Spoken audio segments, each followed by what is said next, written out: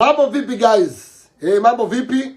Mbele yenu ni afisa habari au tunaweza tukasema semaji la Wireless Sports Club kutoka ngome kuu Mbinga mkoani Ruvuma. Tunapoizungumza Wireless Sports Club, tunazungumza timu ambayo inaenda kuleta ukombozi ndani ya mkoa wa Ruvuma. Yaani mkoa wa Ruvuma umemisi muda mrefu kuona timu yenye power. Hapa tunaizungumza Wireless Sports Club. Leo katika viwanja vya CCM ambayo kwenye ngome ya Wireless Sports Club kulifanyika mechi ya staff wa Wireless pamoja na Mbinga Veterani.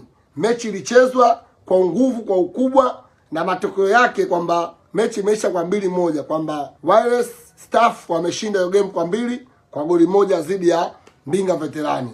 Ila wakazi wa Dar es Salaam ambao mnatoka mkoani Ruvuma, hiyo umetoka Songea, uwe umetoka Mbamba Bay, uwe umetoka Mbinga mjini, uwe umetoka Mbinga vijijini, mkae mkao wa kula timu yenu kutoka nyumbani kwenu, timu yenu kutoka mkoani kwako inakuja Dar es Salaam kushiriki Ndondo Cup. Sio kushiriki tu, inakuja kushiriki na kuchukua Ndondo Cup. Atuchekeshi, atucheki na mtu, tunakuja kubeba ubingwa.